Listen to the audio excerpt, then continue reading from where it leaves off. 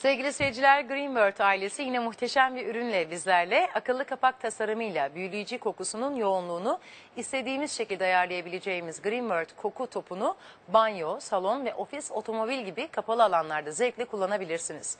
Öncelikle Greenbird koku topunun sıradan bir koku olmadığını hatırlatmakta fayda var. Seçkin parfüm uzmanlarının özenle hazırladığı Greenbird, doğanın baştan çıkarıcı etkisi, uzun süren kokularıyla oldukça iddialı. Farklı özellikteki ambalajlarıyla da çok şık.